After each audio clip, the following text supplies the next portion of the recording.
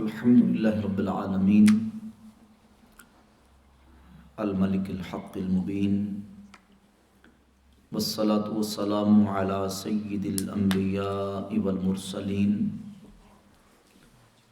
وعلی آلہ واصحابہ اجمعین ومن اتبعہم الی یوم الدین اما بعد فاعوذ باللہ من الشیطان الرجیم بسم اللہ الرحمن الرحیم ومن یشاقق الرسول من بعد ما تبین له الهدى ویتبع غیر سبیل المؤمنین نوله ما تولى ونصله جہنم وساءت مصیرا صدق اللہ العظیم وصدق رسولہ النبی الکریم الامین ان اللہ وملائکتہ یصلون علی النبی یا ایہا الذین آمنوا صلوا علیہ وسلموا تسلیما اللہم صل علی سیدنا ومولانا محمد وعلی آل سیدنا ومولانا محمد معدن الجود والکرم وآلہ وبارک وسلم صلاة وسلاما علیک یا رسول اللہ۔ اللہ رب العزت جل وعلا مجد الکریم کی حمد و ثنا، حضور نبی کریم رؤوف الرحیم تاجدار انبیاء حبیب کبریا احمد مجتبیٰ حضرت محمد مصطفیٰ صلی اللہ تعالی علیہ وعلی آلہ واصحابہ وبارک وسلم کی بارگاہ اقدس میں درود و سلام کا نذرانہ پیش کرنے کے بعد، معزز و محتشم سامعین و حاضرین برادران اسلام، آج کی یہ عظیم الشان کانفرنس جس میں ہم حاضری کی سعادت حاصل کر رہے ہیں، آج کی اس مبارک محفل میں برادرم حضرت علامہ مولانا مفتی محمد رضوان قادری حافظہ اللہ نے بندہ نچیز کو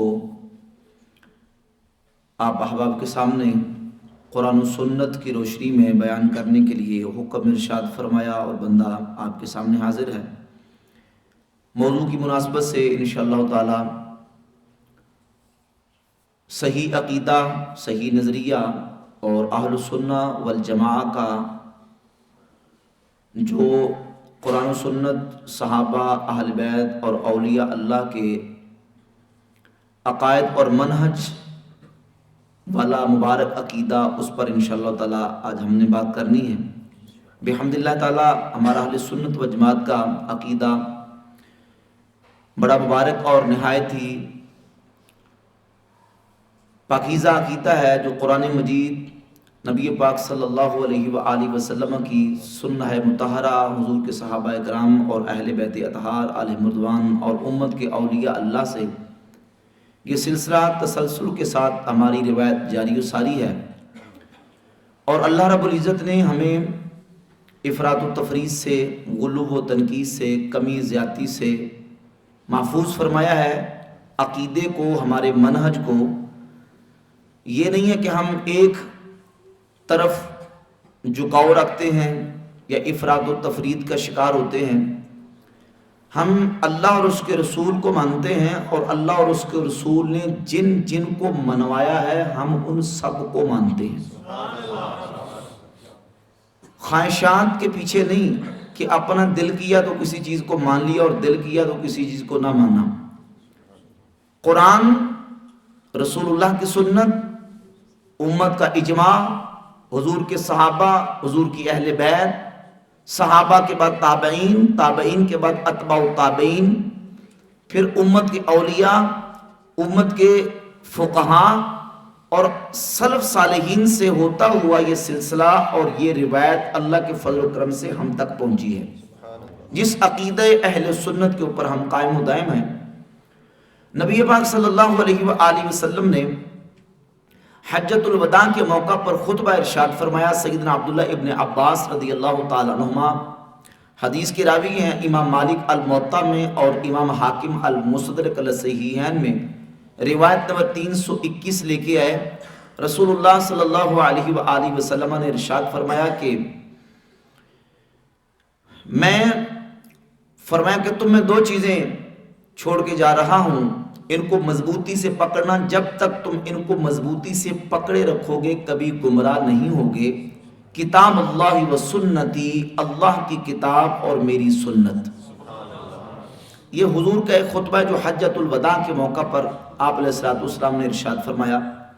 اور حضور کا دوسرا خطبہ ہے جو کہ آپ علیہ الصلوۃ والسلام نے غدیر خم کے موقع پر ارشاد فرمایا. صحیح مسلم کتاب المناقب میں حدیث ہے کہ لوگوں، میں تمہیں دو باری چیزیں چھوڑ کے جا رہا ہوں.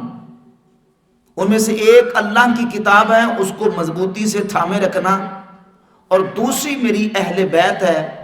میں تمہیں اپنی اہل بیت کے بارے میں اللہ کا خوف دلاتا ہوں. میں تمہیں اپنی اہل بیت کے بارے میں اللہ کا خوف دلاتا ہوں. میں تمہیں اپنی اہل بیت کے بارے میں اللہ کا خوف دلاتا ہوں. حضور نے غدیر خم کے موقع پر یہ دوسرا خطبہ ارشاد فرمایا. اور تیسرا خطبہ جامع ترمذی کتاب الفتن 2159 2159 نمبر حدیث ہے. حضرت عمر رضی اللہ تعالیٰ عنہ فرماتے ہیں مقام جابیہ پر کھڑے ہوئے اور کہا میں آج اس مقام پہ کھڑا ہو کے خطبہ دے رہا ہوں جہاں اللہ کے نبی صلی اللہ علیہ وآلہ وسلم نے کھڑے ہو کے خطبہ دیا تھا. اور حضور نے خطبہ یہ دیا تھا، اوصیکم باصحابی، لوگوں میں تمہیں اپنے صحابہ کی وصیت کرتا ہوں. ثم الذین یلونہم ثم الذین یلونہم، پھر وہ جو صحابہ کے ساتھ ملے ہوئے ہیں یعنی تابعین، پھر وہ جو ان تابعین کے ساتھ ملے ہوئے ہیں. اتباع تابعین یعنی صحابہ کا دامن تھام کے رکھنا، تابعین کے ساتھ جڑ کے رہنا، اتباع تابعین کے ساتھ جڑ کے رہنا. علیکم بالجماعت و ایاکم والفرقہ، تم پر جماعت کا ساتھ لازم ہے، جماعت کے ساتھ لگے رہنا اور فرقوں سے بچ جانا. یعنی سب سے پہلی جو مسلمانوں کی ایمان والوں کی جماعت ہے وہ حضور کے صحابہ کی جماعت ہے. صحابہ کے ساتھ جڑے رہنا، اور پھر صحابہ کے بعد تابعین کا ذکر کیا، تابعین کے بعد اتباع تابعین کا ذکر کیا. علیکم بالجماعت و ایاکم والفرقہ، فرمایا کہ جماعت کے ساتھ جڑے رہنا اور فرقوں سے بچ جانا.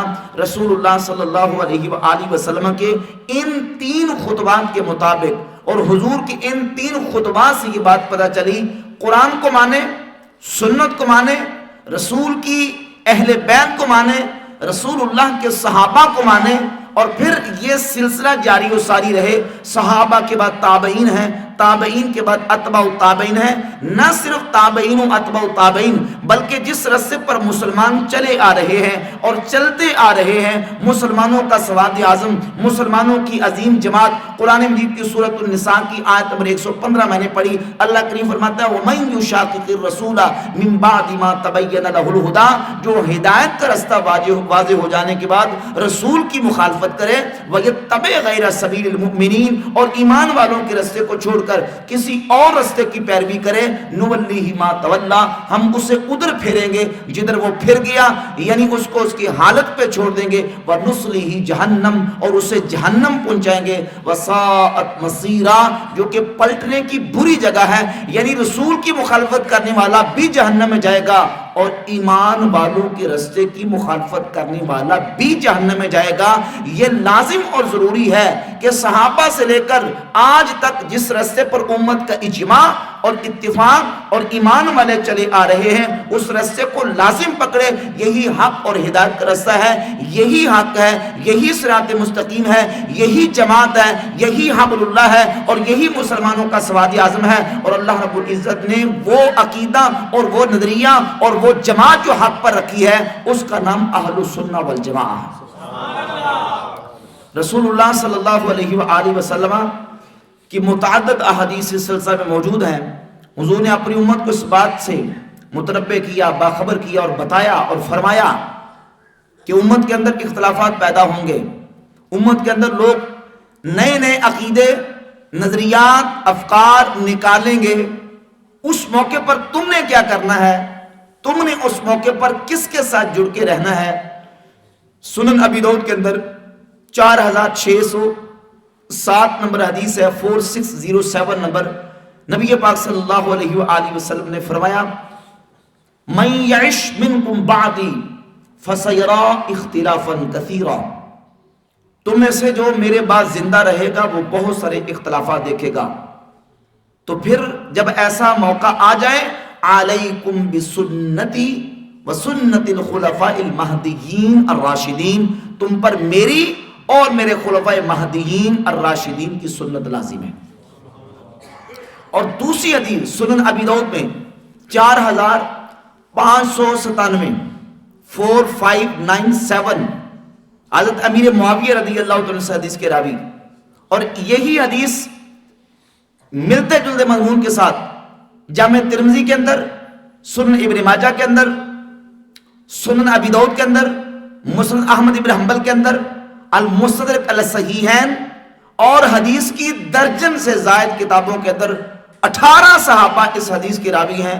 رسول اللہ صلی اللہ علیہ وآلہ وسلم نے فرمایا، الا ان من قبلکم من اہل الکتاب افترقوا علی 72 ملہ، خبردار تم سے پہلے جو امتیں گزر گئی وہ 72 گروہوں میں بٹ گئیں. وَإِنَّ هَذِهِ الْمِلَّةَ سَتَفْتَرِقُ عَلَى 73، اور میری یہ امت 73 گروہوں میں بٹ جائے گی. صحیح حدیث ہے. فرمایا 72 فی النار وواحدۃ فی الجنہ، 72 جہنم کی طرف اور ایک جنت میں. صحابہ کرام علیہ مردوان نے پوچھا، یا رسول اللہ صلی اللہ علیہ وسلم، حضور وہ ایک کون سا ہے؟ جامع ترمذی میں الفاظ ہیں، فرمایا ما انا علیہ واصحابی، جس پر میں اور میرے صحابہ ہیں. امام ترمذی نے اس حدیث کو حسن قرار دیا، جس پر میں اور میرے صحابہ. اور سنن ابی داؤد کے اندر الفاظ ہیں، فرمایا ہی الجماعہ، وہ جماعت ہے مسلمانوں کی جماعت، وہ حق پر، ہدایت پر اور نجات پانے والی ہے. اور اس کے مقابلے میں جو فرقے چھوٹی چھوٹی تنظیمیں تحریکیں نکلیں گی، اس کے مقابلے میں وہ جہنم کی طرف ہیں. اور جو جامع ترمذی کی 2159 نمبر حدیث کتاب الفتن سے پڑھی، اس میں بھی رسول اللہ صلی اللہ علیہ وسلم کا فرمان موجود ہے، علیکم بالجماعت وَإِيَّاكُمْ وَالْفُرْقَةِ، جماعت کے ساتھ رہنا، فرقوں سے بچ جانا. حضور نے صحابہ کا اسپیشلی ذکر کر کے اس بات پہ مہر تصدیق ثبت فرما دی کہ جس عقیدے میں حضور کے صحابہ نہیں ہیں وہ حق اور ہدایت پر نہیں ہو سکتا، اور جس میں اہل بیت کی محبت نہیں ہے وہ بھی ہدایت پر نہیں ہو سکتا. یہ تمام احادیث اور مجموعہ جو روایت اور حدیث کا نبی پاک علیہ الصلوۃ والسلام کے فرامین امت کو اس بات کی رہنمائی دے رہے ہیں کہ تم نے اس روایت کے ساتھ جڑے رہنا ہے، اس تسلسل کے ساتھ جڑے رہنا ہے. یہ نہیں دیکھنا کہ یہ دعوے بڑے کر رہا ہے اور یہ ہاتھ میں قرآن اٹھا کے کھڑا ہے، یہ ہاتھ میں حدیث اٹھا کے کھڑا ہے. قرآن پڑھے لیکن قرآن کی تشریح وہ کرے جو رسول اللہ نے اپنی سنت میں بیان فرمائی. حدیث پڑھے لیکن حدیث کی تشریح وہ کرے جو صحابہ نے اور امت کے ائمہ نے کر کے دکھائی ہے. 15ویں صدی کے اندر قرآن کی اپنی من مانی تشریح نہ کرے، اپنی من مانی تعویلات نہ کرے، حدیث پڑھ کے اپنا غلط مطلب اس کے اندر جو ہے وہ ایڈ نہ کرے، بلکہ قرآن کی تفسیر حدیث سے کرے اور حدیث کی تفسیر صحابہ اور امت کے اماموں سے کرے. اسی طریقے سے الحمدللہ اہل سنت کا منہج اور طریقہ ہے کہ ہم اسی طریقے سے آتے ہیں، قرآن کو سنت سے سمجھتے ہیں اور سنت کو صحابہ اور امت کے اماموں سے سمجھتے ہیں. جو 15ویں صدی کے اندر کو اپنا مطلب نکال کے پیش کرے اس کے ہم مطلب کو رد کرتے ہیں. ہم وہی معنی اور مفہوم اور تشریح قرآن و سنت کی لیں گے جو ہمارے اکابرین اور اسلاف امت نے فرمائی. ورنہ تو ایسے کئی لوگ پیدا ہوئے اور ہیں اور آتے رہیں گے جو قرآن کے دعوے کریں گے، جو سنت کے دعوے کریں گے، اور کرتے ہیں لوگ، اور لوگوں کو یہ باور کروانے کی کوشش کرتے ہیں کہ ہم تو قرآن پڑھتے ہیں اور آپ کے لوگ تو قصے کہانیاں سناتے ہیں، واقعات سناتے ہیں. جبکہ قرآن کا نام لے کر، قرآن کے دعوے کر کے وہ خوارج کے عقائد و نظریات کو پروموٹ کرتے ہیں. چند حدیث میں آپ کے سامنے رکھ کے اسی پر انشاءاللہ بات کروں گا. صحیح بخاری کے اندر امام بخاری رحمۃ اللہ علیہ نے 6930 31 32 33 34 متعدد احادیث صحیح بخاری کے اندر، اور صحیح مسلم میں 2449 50 51 52 53 سے لے کر 70 تک 20 سے زیادہ حدیث امام مسلم صحیح مسلم میں لے کے ہے۔ اس کے علاوہ متعدد احادیث امام ابو داؤد نے پورا چیپٹر باندھا ہے، باب پورا عنوان قائم کر کے متعدد 20 کے قریب احادیث امام ابو داؤد لے کے ہے۔ نبی کریم صلی اللہ علیہ وآلہ وسلم نے امت کے اندر ایک پیدا ہونے والے طبقے، ایک فرقے کی نشانی بیان فرمائی اور فرمایا کہ یخرج فیکم قوم یقرؤون القرآن، تم میں ایک ایسی قوم نکلے گی تحقرون صلاتکم مع صلاتہم، اے صحابہ تم بھی نمازیں پڑھو گے، وہ بھی نمازیں پڑھیں گے، لیکن تم اپنی نمازوں کو ان کی نمازوں کے مقابلے میں حقیر جانو گے، تھوڑا جانو گے، وہ اتنی نمازیں پڑھیں گے۔ وصیامکم مع صیامہم، تم اپنی روزوں کو ان کے روزوں کے مقابلے میں حقیر جانو گے۔ وعملکم مع عملہم، تم اپنے اعمال کو ان کے اعمال کے مقابلے میں تھوڑا جانو گے۔ یقرؤون القرآن لا یجاوز حناجرہم، وہ قرآن پڑھیں گے لیکن قرآن ان کے حلق سے نیچے نہیں جائے گا۔ صحیح مسلم میں ہے یتلون کتاب اللہ رتبا لینا، وہ قرآن کو بڑا زبانیں نرم کر کر کے موڑ موڑ کے پڑھیں گے، لا یجاوز حناجرہم، لیکن قرآن ان کے حلق سے نیچے نہیں جائے گا۔ لیست قراءتکم الی قراءتہم شیئا، سننے ابی داؤد کے الفاظ ہیں کہ تمہارا قرآن پڑھنا ان کے قرآن پڑھنے کے مقابلے میں کچھ نہ ہوگا۔ لا صلاتکم الی صلاتہم شیئا، تمہاری نمازیں ان کی نمازوں کے مقابلے میں کچھ بھی نہ ہوں گی۔ یحسنون القیل ویسیئون الفعل، وہ گفتار کے اچھے ہوں گے لیکن کردار کے بد ہوں گے۔ اور صحیح بخاری کے الفاظ ہیں، فرمایا کہ یمرقون من الدین مروق السهم من الرمیہ، لیکن باوجود اس کے وہ دین سے ایسے نکل چکے ہوں گے جیسے تیر شکار کو لگ کے پار نکل جاتا ہے۔ ان کی کوتاہی یہ ہوگی کہ وہ قرآن پڑھیں گے نہیں، حدیث پڑھیں گے۔ یقولون من قول خیر البریہ، صحیح بخاری کے الفاظ ہیں کہ وہ حدیثیں پڑھیں گے۔ یقولون من قول خیر البریہ، یقولون من خیر قول البریہ، دونوں طرح کے الفاظ موجود ہیں، اور اس کی شرح اور وضاحت محدثین نے یہی کی ہے کہ وہ احادیث پڑھیں گے، قرآن پڑھیں گے، لیکن کیا کریں گے؟ قرآن پڑھنے کے باوجود یحرفون معانی و تأویلہ، وہ قرآن کے معنی میں اور قرآن کی مراد میں تحریف کا ارتکاب کریں گے۔ لہٰذا صرف قرآن پڑھنا کافی نہیں، قرآن کا مطلب اور تشریح وہ لی جائے گی جو رسول اللہ نے اپنی سنت میں اور صحابہ نے قرآن کی تفسیر میں بیان فرمائی۔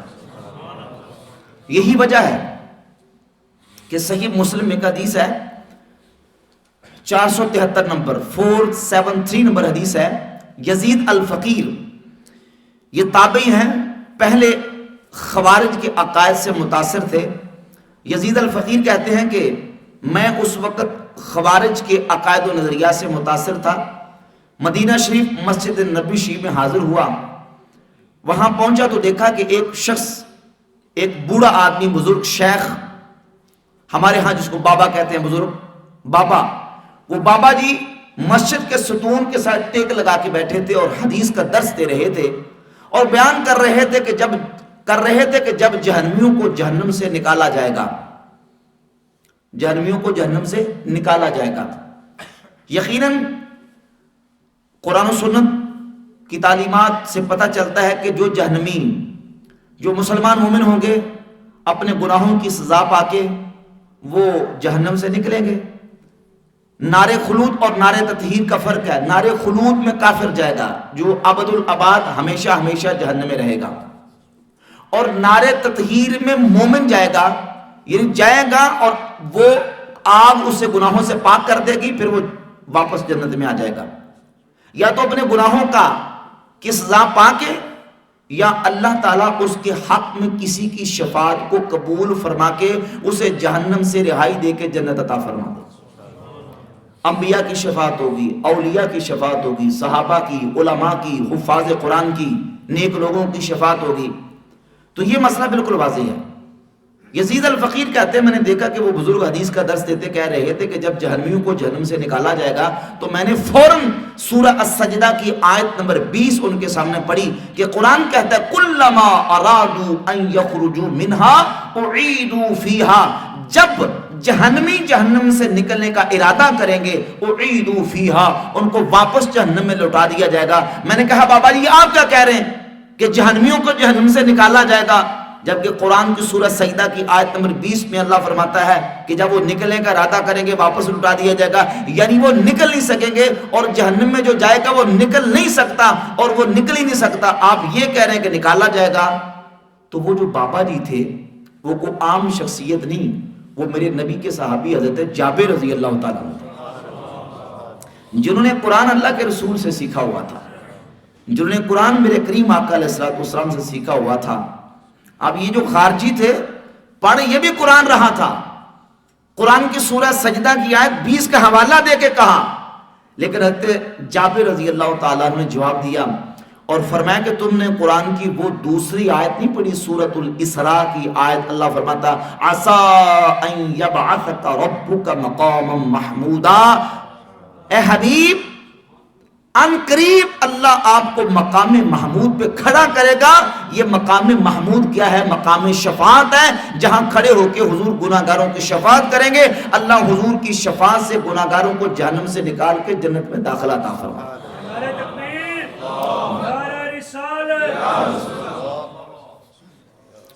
اور حضور کی شفاعت کا تو عالم یہ ہے کہ نبی پاک صلی اللہ علیہ وآلہ وسلم کی شفاعت کبریٰ کے متمنی تو جد الانبیاء خلیل اللہ ابراہیم علیہ السلام بھی ہوں گے۔ صحیح مسلم میں حدیث ہے، حضور فرماتے ہیں یرغب الی الخلق کلہم حتی ابراہیم علیہ السلام، میرے آقا فرماتے ہیں ساری مخلوق خدا، کل مخلوق قیامت کے دن میری شفاعت کی طلبگار ہوگی، یرغب الیہ، سارے میری طرف راغب ہوں گے، حتیٰ ابراہیم علیہ السلام، حتیٰ کہ جناب ابراہیم علیہ السلام یہ قیامت والے دن میری طرف رغبت فرمائیں گے۔ اور اسی کا ترجمہ اعلیٰ حضرت امام احمد رضا محدث بریلی رحمۃ اللہ علیہ نے فرمایا کہ وہ جہنم میں گیا جو ان سے مستغنی ہوا، وہ جہنم میں گیا جو ان سے مستغنی ہوا، ہے خلیل اللہ کو حاجت رسول اللہ، ہے خلیل اللہ کو حاجت رسول اللہ کی صلی اللہ علیہ وآلہ وسلم۔ تو یزید الفقیر کہتے ہیں جب حضرت جابر نے قرآن کی آیت دوسری پڑھ کے اس حدیث کی وضاحت کی تو سوائے ایک بندے کے سارے میرے ساتھی توبہ کر کے پکے سچے مسلمان بن گئے۔ صحابی نے قرآن سمجھایا تو سمجھ آیا۔ اسی طرح کا ایک واقعہ صحیح مسلم کے اندر اس کے کچھ حصہ اور مسند احمد بن حنبل کے اندر، سنن کے اندر کئی مقامات پہ، اور اس کے علاوہ اور حدیث کی کتابوں کے اندر مسند احمد بن حنبل میں کئی طرق سے یہ روایت مروی ہے، اور امام نسائی اپنی کتاب خصائص مولا علی روایت نمبر 185 لکھی ہے، جس وقت سیدنا عبداللہ ابن عباس رضی اللہ تعالی عنہما نے سیدنا مولا علی کرم اللہ تعالی وجہہ کریم سے اجازت مانگی کہ آپ مجھے اجازت دیں ان خوارج کے ساتھ میں جا کے بات کروں جو آپ کو مشرک کہتے ہیں، نعوذ باللہ کافر کہتے ہیں۔ تھوڑا سا پس منظر سمجھ لیں کہ جس وقت حضرت امیر معاویہ رضی اللہ تعالیٰ عنہ اور حضرت سیدنا علی رضی اللہ تعالیٰ عنہ کے درمیان آپس میں نزاع ہوا، آخر بات تحکیم تک چلی گئی کہ ایک ثالث ان کی طرف سے اور ایک ثالث ان کی طرف سے مقرر کر لیتے ہیں، اور مقرر کر کے جو ثالث فیصلہ کر دے ہم دونوں کو وہ منظور ہونا چاہیے۔ بات ثالث تک اور حکم تک چلی گئی، حکم مقرر کر لیں، اور ایسے ہی ہوا۔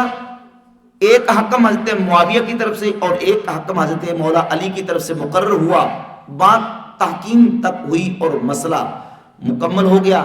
اس موقع پر حضرت علی رضی اللہ تعالیٰ عنہ کے لشکر سے ایک گروہ خوارج کا 10 یا 12 ہزار کے قریب وہ افراد تھے، وہ نکلے اور حضرت علی کے خلاف نعرے مارے، اور انہوں نے کہا لا حکم الا للہ اشرکت فی دین اللہ الرجال، اے علی تو نے بندوں کو خدا کا شریک ٹھہرا کے شرک کیا، نعوذ باللہ ہم تیری اطاعت نہیں کریں گے، ہم تیری بات نہیں مانیں گے، نعوذ باللہ تعالیٰ۔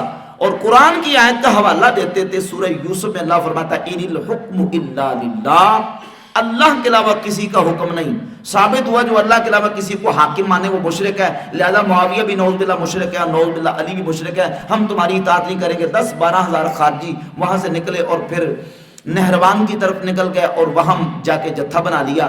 مولا علی رضی اللہ تعالیٰ عنہ کے خلاف انہوں نے کفر کے اور شرک کے فتوے لگانے شروع کر دیے. عبداللہ ابن عباس صحابی رسول جو کہ مولا علی کے شاگرد بھی ہیں, حضور کے چچا کے بیٹے بھی ہیں, مولا علی کے چچا کے بیٹے بھی ہیں, اور حضرت مولا علی کے شاگرد اور حضور کے صحابی بھی ہیں, انہوں نے حضرت علی سے اجازت مانگی کہ آپ مجھے اجازت دیں, میں جا کے ان سے بات کرتا ہوں کہ یہ کیا کہتے ہیں اور چاہتے کیا ہیں. آپ نے اجازت دی. حضرت عبداللہ ابن عباس گئے, جا کے ان سے پوچھا کہ تم حضرت علی کو مشرک کیوں کہتے ہو؟ تو انہوں نے قرآن کی آیت کا حوالہ دیا کہ سورہ یوسف ہے, اللہ فرماتا ان الحکم الا للہ, اللہ کے علاوہ کسی کا حکم نہیں, اللہ کے علاوہ بس اللہ ہی کا حکم ہے. جو اللہ کے علاوہ کسی کا حکم مانے وہ مشرک ہے, لہذا یہ مشرک ہو چکے نعوذ باللہ تعالی. اب دیکھیے صحابی رسول نے ان کو قرآن کی سورۃ المائدہ کی ایک آیت کا حوالہ دیا. کہا تم نے وہ آیت نہیں پڑھی قرآن کی کہ اللہ کریم نے حکم دیا کہ جب مرد اور عورت گھر میں لڑ پڑے فَبْعَثُوا حَكَمًا مِّنْ أَهْلِهِ وَحَكَمًا مِّنْ أَهْلِهَا, ایک حکم ثالث مرد کی طرف سے اور ایک عورت کی طرف سے مقرر کرو تاکہ عورت اور مرد کی آپس میں گھر میں صلح ہو جائے. وہ دونوں جو حکمین ہیں وہ صلح کروا دیں. قرآن کی یہ آیت نہیں تم نے پڑھی؟ کیا قرآن میں یہ آیت نہیں ہے؟ کہتے قرآن کی آیت تو ہے. فرمایا پھر سوچو جب مرد و عورت کی آپس میں لڑائی ہو جائے ان کی صلح کروانے کے لیے حکم اور ثالث مقرر ہو سکتا ہے, تو کیا مسلمانوں کی دو جماعتوں میں صلح کروانے کے لیے ثالث مقرر نہیں ہو سکتا؟ 3 یا 5 ہزار خارجی توبہ کر کے واپس مولا علی کی غلامی میں آ گئے. ان 2 واقعات سے یہ نتیجہ نکلا, اس سے ثابت ہوا کہ بھئی قرآن کو اس طرح نہیں پڑھنا جس طرح خارجیوں نے پڑھا یا خارجیوں کی استدلالات ہیں. قرآن پڑھ کے وہ مطلب غلط نکالیں, یا جتنے گمراہ فرقے ہیں مرجیہ, مشبہہ, معطلہ, مجسمہ, روافض ہیں, خوارج ہیں اور قدریہ ہیں, جبریہ ہیں, جتنے گمراہ فرقے پہلے نکلے یا اب ہیں یا جا قیامت تک آتے رہیں گے, اس طرح نہیں. ہم نے قرآن کا معنی وہ لینا ہے جو سنت سے ملتا ہے, اور سنت کا معنی وہ لینا ہے جو صحابہ اور امت کے اماموں سے ملتا ہے. اور اللہ کے فضل و کرم سے یہ ہمارا اہل سنت کا منہج ہے. اسی لیے ہم یک طرفہ نہیں چلتے, ہم افراط و تفرید کا شکار نہیں ہیں, کیونکہ ہم اللہ کے نبی کریم علیہ السلام کی تمام تعلیمات پر ایمان رکھتے ہیں. ہم کہتے ہیں قرآن کو بھی ماننا ہے, سنت کو ماننا ہے, صحابہ کو ماننا ہے, اہل بیت کو ماننا ہے, امت کے اماموں کو ماننا ہے, اولیاء کو ماننا ہے, امت کے جو صلح ہیں ان کو ماننا ہے, ان کے راستے پر چلنا ہے. جب ہم نماز میں دعا کرتے ہیں اہدنا الصراط المستقیم, یا اللہ ہمیں سیدھے راستے پر چلا, صراط الذین انعمت علیہم, ان لوگوں کے راستے پر چلا جن پر تو نے اپنا انعام کیا. اب اللہ نے بتا دیا کہ انعام کن پر کیا, انعم اللہ علیہم من النبیین والصدیقین والشہداء والصالحین. اللہ کا نام نبیوں پر ہے, صدیقوں پر ہے, شہیدوں پر ہے, صالحین پر ہے. یعنی گویا کہ ہم اس اجمال کی تفصیل اگر یوں کریں کہ یا اللہ ہمیں نبیوں کے راستے پر چلا, شہیدوں کے راستے پر چلا, صدیقوں کے راستے پر چلا, شہیدوں کے راستے پر چلا, صالحین کے راستے پر چلا, اور اس اجمال کی مزید تفصیل کریں یا اللہ 1.25 لاکھ 1 لاکھ کروں بے 24,000 جتنے انبیاء آئے ہمیں ان نبیوں کے راستے پر چلا, حضور کے صحابہ کے راستے پر چلا, ہمیں تابعین کے راستے پر چلا, اتباع تابعین کے راستے پر چلا, امام ابو حنیفہ کے راستے پر چلا, شیخ عبد القادر جیلانی کے راستے پر چلا, داتا رجویری کے راستے پر چلا, یا اللہ اپنے سارے ولیوں کے راستے پر چلا. اس اجمال کی تفصیل ہم دعا کرتے ہیں, اور اللہ کے فضل و کرم سے اس عقیدے پر اور اس منہج پر اگر کوئی ہے وہ فقط صرف اور صرف اہل السنہ والجماعہ.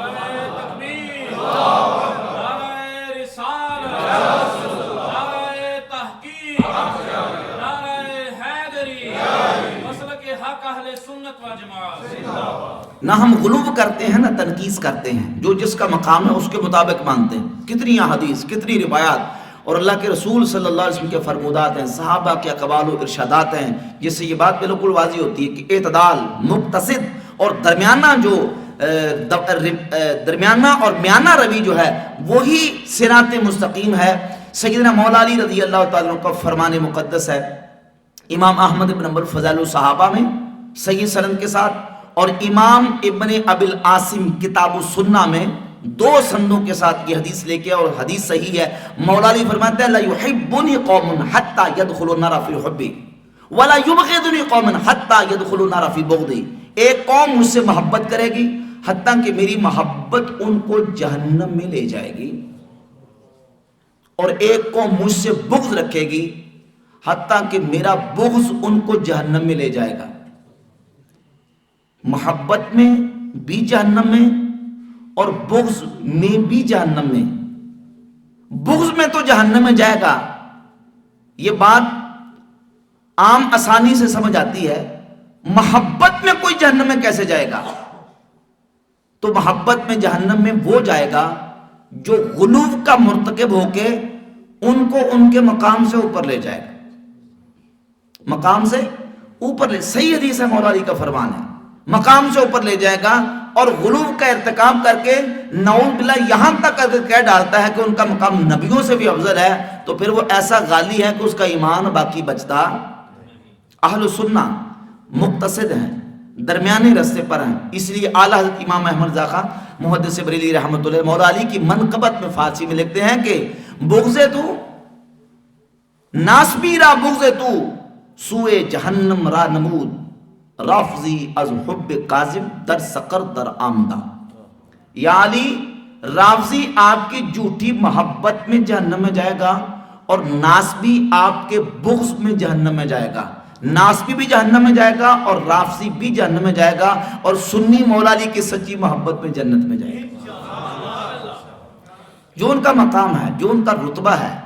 اللہ کے فضل کرم سے ہم اہل سنت و جماعت صحابہ کا ذکر کریں ہمارا سینہ شاد ہوتا ہے، اہل بیت کا ذکر کریں ہمارا سینہ شاد ہوتا ہے، آنکھیں روشن ہوتی ہیں، دل مچل جاتا ہے، کیونکہ ان دونوں ہستیوں کے ساتھ محبت رسول اللہ کی نسبت کی وجہ سے ہے، حضور کے تعلق کی وجہ سے ہے. جس کے دل میں رسول کا سچا پیار ہوگا وہ نبی کے اصحاب سے بھی محبت کرے گا، نبی کی آل سے بھی محبت کرے گا. اہل سنت کا ہے بیڑا پار، اصحاب حضور نجم ہیں اور نو ہے فطرت رسول اللہ کی. تو یہ اہل سنت کا درمیانہ عقیدہ اور صراط مستقیم والا عقیدہ. اسی لیے امام ابو جعفر محمد بن السلامہ الطحاوی علیہ رحمہ نے العقیدۃ الطحاویہ کے صفحہ 79 پہ اہل سنت کا اجماعی اور اتفاقی عقیدہ رقم فرمایا. فرماتے وَنُحِبُّ أَصْحَابَ رَسُولِ اللَّهِ صلی اللہ علیہ وآلہ وسلم وَلَا نُفْرِطُ فِي حُبِّ أَحَدٍ مِّنْهُمْ. ہم حضور کے سارے صحابہ سے محبت و پیار کرتے ہیں، کسی کی محبت میں حد سے نہیں بڑھتے. وَلَا نَتَبَرَّأُ مِنْ أَحَدٍ مِّنْهُمْ، اور کسی سے بیزار اور برات کا اظہار نہیں کرتے. وَنُبْغِضُ مَن يُبْغِضُهُمْ، ہاں اس سے دشمنی رکھتے ہیں جو نبی کے صحابہ سے دشمنی رکھتا ہے. وَلَا نَذْكُرُهُمْ إِلَّا بِخَيْرٍ، ہم صحابہ کا جب بھی ذکر کرتے ہیں خیر کے ساتھ کرتے ہیں، بلائی کے ساتھ کرتے ہیں. وَنَرَا حُبَّهُمْ دِينًا وَإِيمَانًا وَإِحْسَانًا، نبی کے صحابہ کی محبت ہمارا دین و ایمان و احسان ہے. وَبُغْضَهُمْ كُفْرًا وَنِفَاقًا وَطُغْيَانًا، اور ان کا بغض ہم منافقت، سرکشی اور طغیان سمجھتے ہیں. اللہ نے ہمیں اس سے پاک کر کے ان کی محبت ہمارے سینوں میں رکھ دی، کیونکہ حضور خود فرماتے ہیں اکرموا صحابی، میرے صحابہ کی عزت کرو. اور صحیح حسن سند کے ساتھ المعجم الکبیر طبرانی میں امام طبرانی دو صحابہ سے حدیث لے کے آئے. امام ابن حجر اسقلانی نے فتح الباری شرح صحیح بخاری میں اس کی سند کو حسن قرار دیا. رسول اللہ صلی اللہ علیہ وسلم نے فرمایا اذا ذکر اصحابی فامسکوا، جب میرے صحابہ کا ذکر آ جائے اپنی زبانوں کو بند رکھو، یعنی تانو تشریح نہ کرو، ان کو اپنے تانوں کا اور اپنی زبان درازی کا نشانہ نہ بناؤ. اذا ذکر اصحابی فامسکوا، جب میرے صحابہ کا ذکر آ جائے تو زبانوں کو روک کے رکھو. اور حسن سند کے ساتھ جامع ترمذی میں امام ترمذی حدیث لے کے اس کو حسن قرار دیا، اور امام احمد بن حنبل فضائل الصحابہ میں پہلے بالکل نمبر 1 2 3 4 ابتدا میں 4 طرق اس کی سندوں کے ساتھ لے کے آئے. حضور کا فرمان اقدس ہے اللہ اللہ فی اصحابی لا تتخذوهم غرضا بعدی، میرے صحابہ کے بارے میں اللہ سے ڈر کے رہنا، اللہ سے ڈر کے رہنا، اور میرے بعد ان کو تان و تشریح کا نشانہ نہ بنا لینا. من احبہم فبحبی احبہم، جس نے ان سے پیار کیا اس نے میری وجہ سے پیار کیا. من ابغضہم فببغضی ابغضہم، جس نے ان سے بغض رکھا اس نے میری وجہ سے بغض رکھا. من آذاہم فقد آذانی، جس نے ان کو اذیت دی اس نے مجھے اذیت دی. ومن آذانی فقد آذ اللہ، جس نے صحابہ کو اذیت دی اس نے اللہ کو، مجھے اذیت دی اس نے اللہ کو اذیت دی. ومن آذ اللہ یوشک ان یاخذہ، اور جس نے اللہ کو اذیت دی پھر پھر اللہ اس کی گرفت فرمائے گا، اللہ اس کو پکڑے گا۔ تو ہم کہتے ہیں حضور کے صحابہ اہل بیت، بلکہ صحابہ اہل بیت کا تو مقام بڑا بڑا ہے۔ ہم کہتے ہیں اللہ کا کوئی ولی نیک بندہ جس کی ولایت پر امت کا اجماع اور اتفاق ہے، اس کی بھی گستاخی کرنے والا سنی رہ سکتا نہیں۔ محبت والا، پیار والا ہمارا عقیدہ اللہ کے فضل و کرم سے، اور پھر اہل السنہ والجماع کے عقیدے کے ساتھ ساتھ اللہ رب العزت نے ہمیں امام اعظم ابو حنیفہ نعمان بن ثابت رحمہ اللہ کی ذات گرامی قدر کا مقتدی ہونے اور ان کا پیروکار ہونے کا شرف عطا کیا۔ ائمہ مجتہدین اور ائمہ اربعہ میں سے امام اعظم ابو حنیفہ نعمان بن ثابت رحمہ اللہ کی ذات گرامی قدر کی یہ فضیلت اور آپ کا شرف ہے کہ پوری امت اسلامیہ یعنی میجورٹی امت کی وہ ان چار ائمہ کی فقہی اور اجتہادی مسائل کے اندر پیروی کرتی ہے۔ امام اعظم ابو حنیفہ، امام مالک، امام شافعی اور امام احمد ابن حنبل رحمۃ اللہ تعالی علیہم۔ اور ان چاروں اماموں میں سے امام اعظم ابو حنیفہ امام اعظم ہیں اس اعتبار سے کہ ان کے فالوورز بھی پوری دنیا میں سب سے زیادہ ہیں، ان کے پیروکار سب سے زیادہ، اور امام اعظم رضی اللہ تعالیٰ عنہ کو اللہ تعالیٰ نے ان چار اماموں میں سے یہ شرف دیا ہے کہ یہ وہ ہیں جنہوں نے ڈائریکٹ اللہ کے رسول کے صحابہ کی زیارت کی ہوئی، صحابہ سے دین اخذ کیا ہے، روایات و احادیث کو لیا ہے، اور پھر اجلہ تابعین سے احادیث کو لیا ہے، اور پھر امام اعظم ابو حنیفہ رحمۃ اللہ تعالی کو یہ اللہ رب العزت نے صلاحیت اور یہ شان دی تھی کہ یہ نہیں ہوتا تھا کہ وہ ان کا علم بڑا محدود و معصور، بلکہ اتنا وسیع علم تھا امام اعظم رضی اللہ تعالیٰ عنہ کا، اور پھر تطبیق بین الروایات اور احادیث اور روایات کے اندر وہ مطابقت کر کے جو جس انداز سے رزلٹ پیش کرتے تھے، یہ ان کا خاصہ اور آپ کی خصوصیت ہے۔ میں ایک تو مثالیں دے کے یہ بات بھی یہاں بیان کرنا ضروری سمجھتا ہوں، کیونکہ اس وقت جو ہمارے ہاں جنریشن ہے، نوجوان ہے، وہ دائیں بائیں سے سوشل میڈیا سے باتیں سنتے ہیں، اگرچہ ہمارے علماء بعض ایسے مسائل ان کو اگنور کر دیتے ہیں اور ان کی زیادہ تحقیق میں نہیں جاتے کہ یہ فروعی مسائل ہیں اور یہ اتنے کوئی عقیدے کے مسائل نہیں ہیں، لیکن ایک طبقہ ہے کہ جو ہمارے نوجوانوں کو ان فروعی مسائل میں الجھا کے ان کی عقیدوں کو خراب کرنے کی کوشش کرتا ہے، اور وہ یہ تاثر دینے کی کوشش کرتے ہیں کہ آپ کے پاس تو حدیث ہی کوئی نہیں، آپ کے پاس تو روایت کوئی نہیں ہے، اور آپ تو جو عمل کر رہے ہیں جس طرح نماز پڑھتے ہیں آپ کی نماز سنت کے مطابق نہیں ہے، اور یہ تاثر دے کے ان کو راہ ہدایت سے ہٹاتے ہیں، جبکہ حقیقت یہ ہے کہ عقیدہ اہل السنہ کا پوری دنیا کے اندر اللہ کے فضل و کرم سے موجود ہے۔ اور اسی طریقے سے امام اعظم ابو حنیفہ رحمۃ اللہ کے فالوور جو ہیں، ان کے مقلدین اور پیروکار، وہ بھی میجورٹی پوری دنیا کے اندر موجود ہیں الحمدللہ۔ اور امام ابو حنیفہ رحمۃ اللہ کی ذات گرامی قدر کا یہ شرف ہے کہ وہ یہ نہیں ہوتا تھا کہ حدیث ایک آئی اور شروع ہو گئے، ایک مسئلے پر جتنی حدیثیں آتی تھی ان تمام احادیث کو دیکھ کر امام ابو حنیفہ رحمۃ اللہ آخر نتیجہ اور اس کا رزلٹ بیان فرماتے تھے۔ ہم نماز پڑھتے ہیں، نماز شروع کرتے وقت اپنے ہاتھوں کو اٹھاتے ہیں، ایک حدیث ہے کہ نبی صلی اللہ علیہ وآلہ وسلم نے اپنے ہاتھوں کو جب نماز شروع کرتے وقت اٹھایا تو حضور نے اپنے ہاتھ صرف کنوں تک اٹھائے۔ کہاں تک اٹھائے؟ کنوں تک۔ اب جس نے صرف یہ پڑھی ہے اور وہ کہے گا کہ بس یہی ہے اور اس سے آگے نہیں ہے، بھائی صرف یہ حدیث نہیں ہے، اس سے آگے دوسری حدیث بھی ہے۔ یہ حدیث صحیح بخاری میں ابو حمید الساعدی رضی اللہ تعالیٰ صحابی بیان کرتے ہیں کہ اللہ کے نبی علیہ الصلوۃ والسلام نے اپنے ہاتھوں کو کنوں تک اٹھایا۔ اور اس کے علاوہ دوسری حدیث حضرت وائل ابن حجر رضی اللہ تعالیٰ عنہ سے صحیح مسلم کے اندر بھی ہے، صحیح ابن خزیمہ کے اندر بھی ہے، اور دیگر اور حدیث کی کتابوں کے اندر صحیح ابن خزیمہ میں 480 نمبر حدیث ہے۔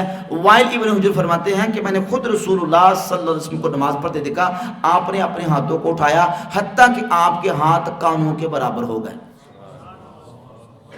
دوسری حدیث۔ تیسری حدیث المستدرک الصحیحین میں سیدنا انس بن مالک رضی اللہ تعالیٰ عنہ سے ہے، انس بن مالک سے 822 نمبر حدیث ہے، اور دوسرے نسخے کے مطابق 931 نمبر حدیث ہے۔ وہ فرماتے ہیں حضور کو میں نے نماز پڑھتے دیکھا، آپ علیہ الصلوۃ والسلام نے نماز اس طرح پڑھی حتیٰ کہ آپ کے انگوٹھے کانوں کی لو کے قریب ہو گئے۔ مسند ابی یعلا میں 1692 نمبر حدیث ہے، اور یہی حدیث المصنف ابن شہبہ کے اندر براء ابن عازب سے حدیث ہے۔ وہ فرماتے ہیں کہ حضور کو میں نے نماز پڑھتے دیکھا، حتیٰ کہ آپ علیہ الصلوۃ والسلام نے نماز پڑھی تو آپ کے انگوٹھے کانوں کی لو کے برابر ہو گئے۔ مسند احمد ابن حنبل میں حضرت عبداللہ ابن زبیر رضی اللہ تعالی عنہما سے حدیث ہے، وہ فرماتے ہیں کہ نبی پاک علیہ الصلوۃ والسلام نے نماز پڑھی، حتیٰ کہ حضور کے ہاتھ، میں نے دیکھا کہ آپ نے ہاتھ اٹھائے، حتیٰ جاوزا ابہامہ اذنہ،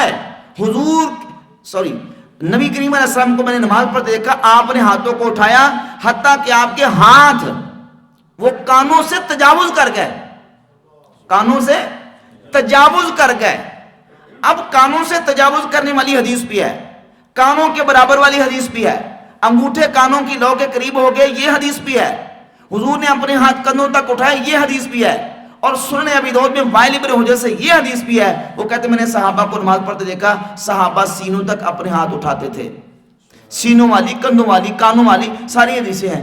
امام ابو حنیفہ رحمۃ اللہ تعالی علیہ کا منہج یہ ہے کہ وہ روایات کو تطبیق دیتے ہیں۔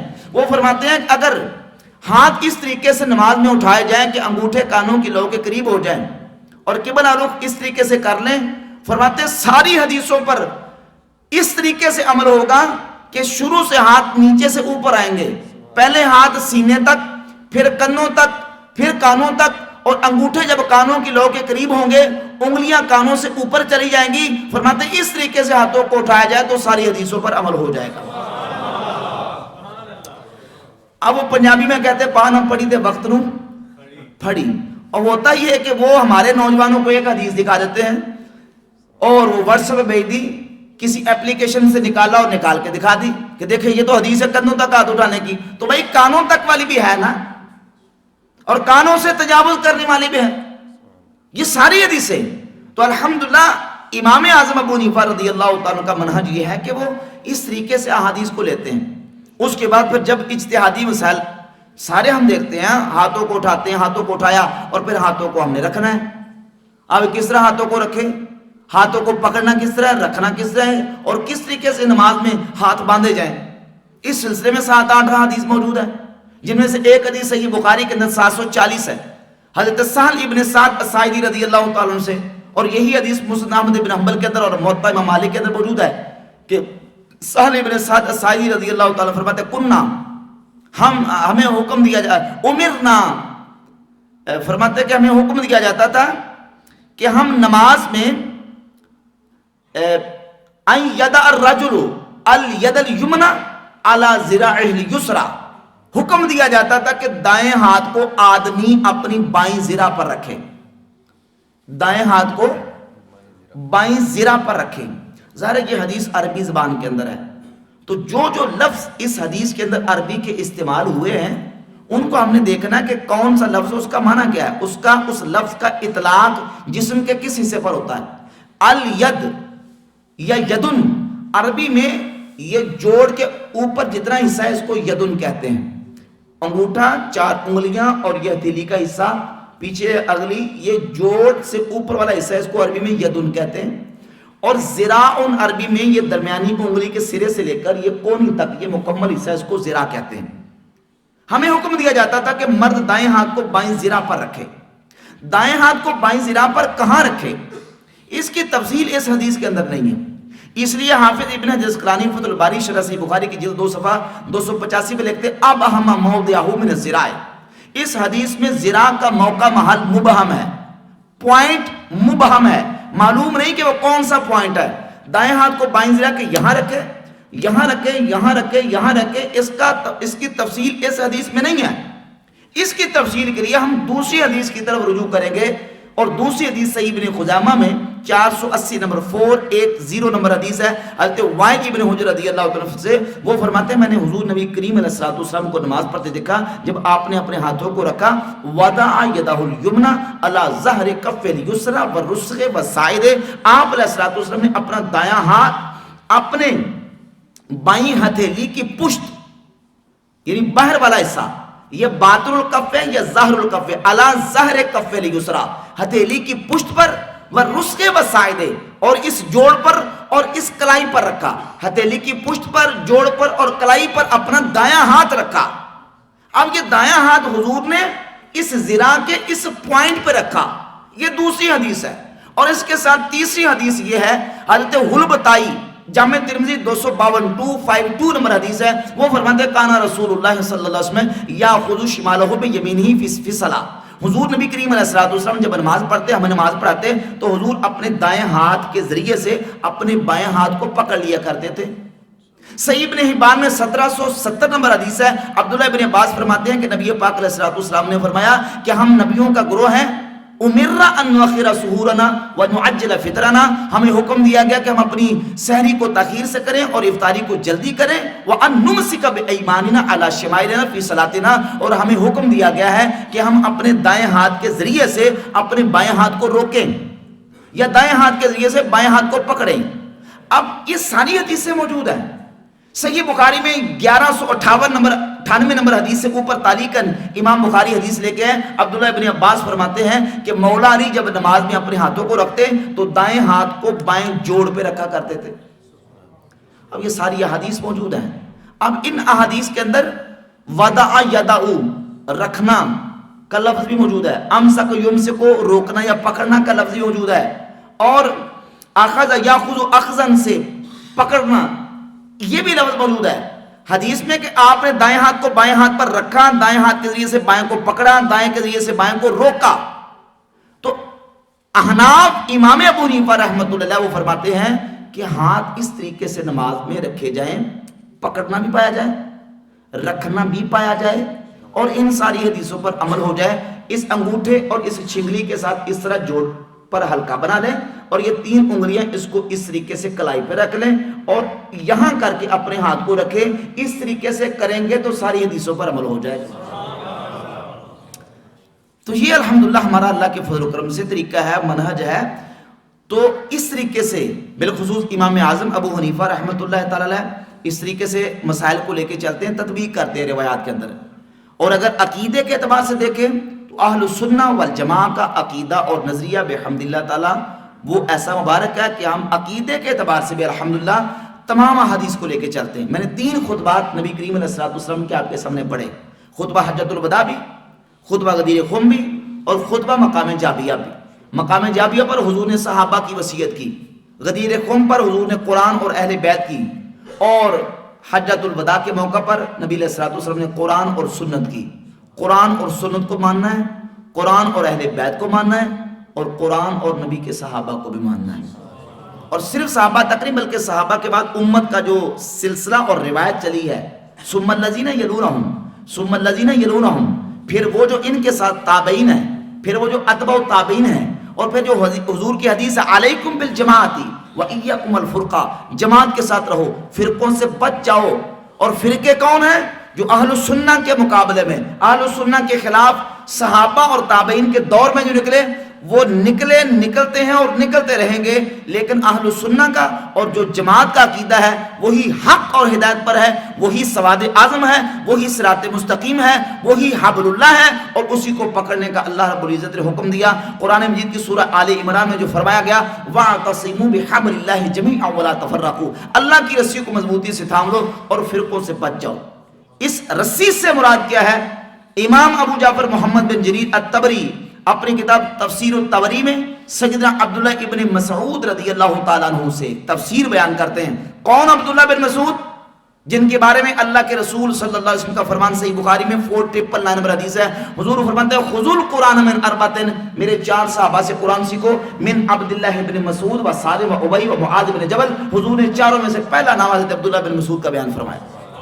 وہ عبداللہ بن مسعود کہ جن کے بارے میں جو خود کہتے ہیں، صحیح بخاری کی 5000 نمبر حدیث ہے کہ مجھے خدا کی قسم ہے صحابہ جانتے ہیں کہ میں حضور کے صحابہ میں سب سے زیادہ قرآن کو جاننے والا ہوں، کیونکہ میں نے 70 سے زیادہ سورتیں اللہ کے رسول کے مبارک منہ سے خود سیکھی ہوئی.